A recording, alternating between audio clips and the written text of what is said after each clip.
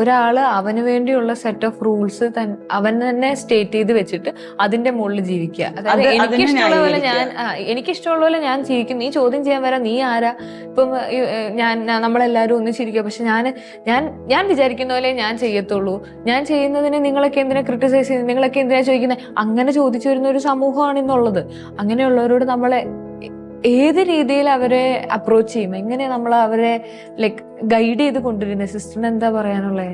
ശരിക്കും പറഞ്ഞ ഇവരെങ്ങനെ ഗൈഡ് ചെയ്യാന്ന് ചോദിച്ചാൽ അവർക്ക് അതിനോട് ഒരു ഓപ്പൺനെസ് ഉണ്ടെങ്കിലാണ് ഫസ്റ്റ് ഓഫ് ഓൾ മനസ്സിലാവുന്നത്. ഇപ്പം നമ്മൾ ഈ നമ്മുടെ മാർഗരറ്റിന്റെ ബുക്കിൽ പറഞ്ഞ പോലെ മാർഗരറ്റ് ചെയ്ത അല്ലെങ്കിൽ മാർഗരറ്റിന്റെ സ്വഭാവത്തിലുള്ള ചില സംഭവങ്ങൾ മറച്ചു വെക്കാനായിട്ട് മാർഗരറ്റ് അതിനൊരു രീതി ആ ഒരു സംഭവം അവലംബിച്ച പോലെ തന്നെ ഓരോരുത്തരും ഇങ്ങനെ ചെയ്യുന്നുണ്ടെങ്കിൽ നമുക്ക് സത്യം എന്താണെന്ന് ചൂണ്ടിക്കാണിച്ചു കൊടുക്കാനൊക്കെ നമുക്ക് പറ്റുള്ളൂ. അതിന് ആ വ്യക്തിയുടെ ഒരു തുറവി. ഇപ്പം നമ്മൾ പറഞ്ഞു, ഇപ്പം നമ്മൾ ഈ പറദീസയുടെ കാര്യം എടുക്കുകയാണെങ്കിൽ ആദത്തിനോട് ഹവ്വയോട് പറഞ്ഞു നിങ്ങൾ കഴിക്കരുത്, പക്ഷെ അവർക്ക് ആ സ്വാതന്ത്ര്യം അവിടെ കൊടുത്തിട്ടുണ്ട്, വേണമെങ്കിൽ അവർക്ക് പോയി കഴിക്കാം. സ്വാതന്ത്ര്യം ഇപ്പോഴും നമുക്കുണ്ട്.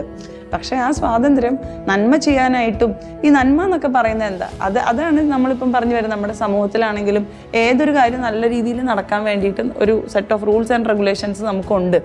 അത് ആ വ്യക്തിയെ അങ്ങനെ സ്വാതന്ത്ര്യം കളയുന്നതല്ല, മറിച്ച് ആ വ്യക്തിക്കും ആ വ്യക്തി അടങ്ങുന്ന ആ സമൂഹത്തിനും അല്ലെങ്കിൽ എന്താണോ ആ ഒരു എന്താ പറയുന്നത് ഒരു സൊസൈറ്റിയോ അത് ഏറ്റവും നല്ല രീതിയിൽ നടക്കാൻ വേണ്ടിയിട്ട് വെച്ചിട്ടുള്ളതാണ്. അപ്പം ആ രീതി അനുസരിച്ച് പോകുമ്പോഴാണ് ആ വ്യക്തിക്കും ഒരു പൂർണ്ണതയിലേക്ക് വളരാൻ പറ്റുന്നതും അതുപോലെ തന്നെ ആ സമൂഹത്തിനൊരു ഉയർച്ച ഉണ്ടാവുന്നതും.